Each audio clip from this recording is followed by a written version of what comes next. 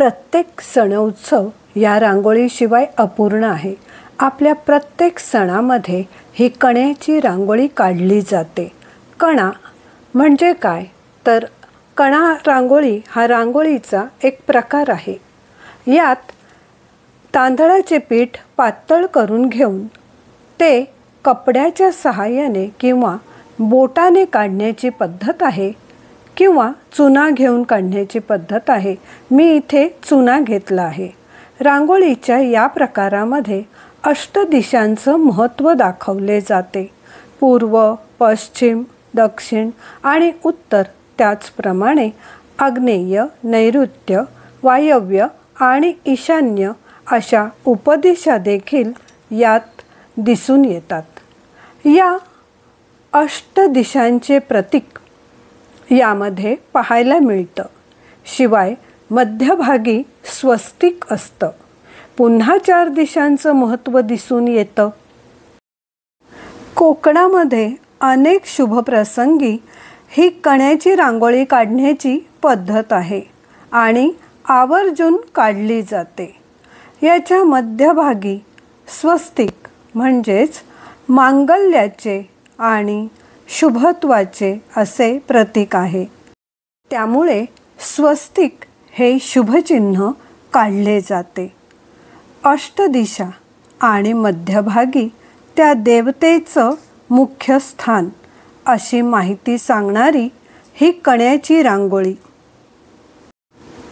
ही रांगोळी याच पद्धतीने आणि अशीच म्हणजे अष्टदिशा आणि मध्यभागी मुख्य देवतेचे स्थान ही रांगोळी काढून जेव्हा ही सजवण्याची वेळ येते तेव्हा ती सजवण्यासाठी हळद आणि कुंकवाचा वापर केला जातो। बाजूला फुले वाहिली जातात। ही कण्याची शुभ रांगोळी पाहताना मन प्रसन्न होते। सणाचा आनंद आणि प्रसन्न वातावरण द्विगुणित होतो। तर ही झाली कण्याच्या रांगोळीची महत्त्वाची अशी माहिती। कशी वाटली ही माहिती ते एकदा जरूर कळवा।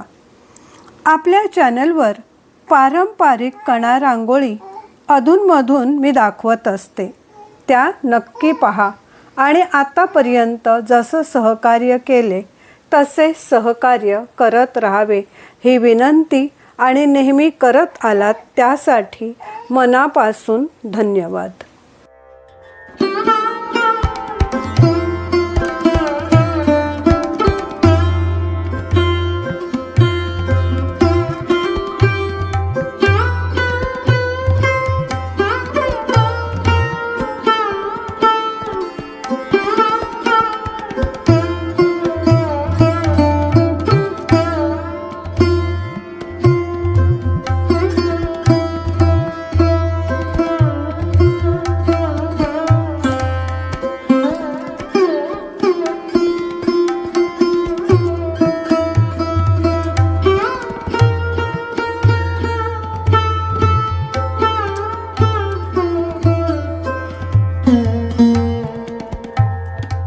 Mm-hmm.